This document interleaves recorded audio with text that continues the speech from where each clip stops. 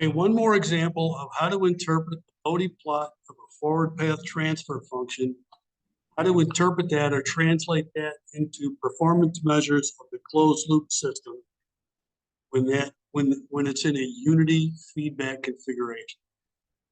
So somebody hands us this Bode plot of the forward path transfer function. First thing we'll look for is system type. And we can see a flat gain. The initial gain slope is flat, or it comes in at a phase of 0. So it is a type 0 system. Second thing we'll find out is that case of naught. There we're looking, where's this initial asymptote across the 10 to the 0 frequency? About there, I'll call that about 25 dB. First, that's the system type. I'll call that about 25 dB. You can put the 25 in this little formula and get what it is as a number. It's about 18 as a number. And from that, we can get the steady state error because it's a type 0 system to a step input. Our previous example was a type 1, so our steady state error was to a ramp input. This is to a step input. And if you go way back in the course, the formula for that was 1 over 1 plus this case of naught. So 1 over 19. That's our steady state error to a step. Okay, what's the next thing we can do? Well, we need to find the crossover frequency. That's where the gain slope crosses the 0 dB gain line. That's about here, or about, let's see, that's 10, so that's about 20. So we know the bandwidth, or we approximate it, is just double that crossover frequency.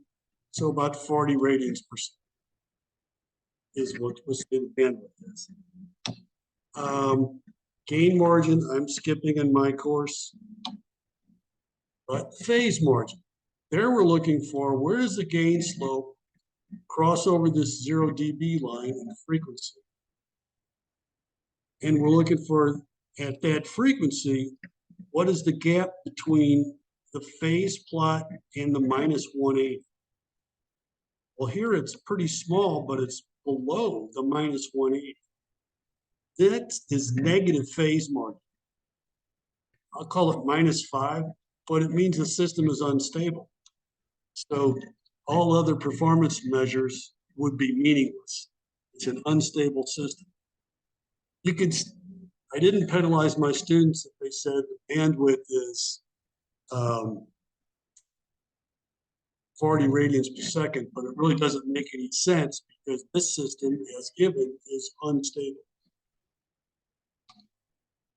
What if I change the gain, though? Multiply that forward path transfer function by some constant. Well, if I increase the gain, then I put my reference line below the 0 dB line. If I increase it by a factor of 10, that's 20 dB.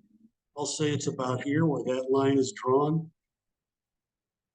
And down here, all that did was make my phase margin even more negative. So I just made my system even more unstable than it was. What if I decrease it? What if I divide by 10 that forward path gain transfer function? Decrease the gain, I move my reference line up for a factor of 10. I move it up 20 dB. I'll say that's about there. Come down here, look for that gap. Now it's a positive gap. I'll say it's about, these increments are 90 degrees, so this is about halfway there. I'll call that 45 degrees. So now, by decreasing the gain, I have positive phase margin. So I'll base my subsequent performance measures on that. We'll assume we will decrease the gain, otherwise we got an unstable system. There we changed the bandwidth of the system. That crossover frequency now is, let's see, that's 10, 9, 8, 7, about 7 radians per second. Double that is 14. That's the new bandwidth for the decreased gain system. And remember, these graphs are to be used like formula sheets. Put it on your formula sheet. I gave it to my students for their exams, etc. We said, okay, the phase margin, the new phase margin for the decreased gain is 45 degrees. So peak overshoot is the blue line in the left axis, 45 degrees. That looks not quite 25 degrees. I'll call it 23 degrees or 23% of peak overshoot. And resonant frequency, that's a red line, right axis. I'll say it's about here. I don't know, about 1.3, ratio of 1.3 or 30% over the DC gain. So here's everything I learned about the system. And I calculated those performance measures for decreasing the gain because otherwise I had an unstable system and meaningless performance measures. You'll get to see, whoops, why does it do that? How close it was to actual in this case.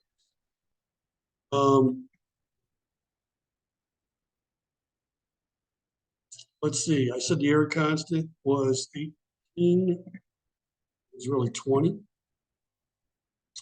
Crossover frequency was 20, it was actually 19.5. The phase margin I said was -5, it's actually -6. I said 40 or -40, it was actually -41. I said 45 degrees, it was actually 49 degrees. My peak overshoot, I said 23%, actual was 41%. That's because it wasn't a perfect prototype second order system.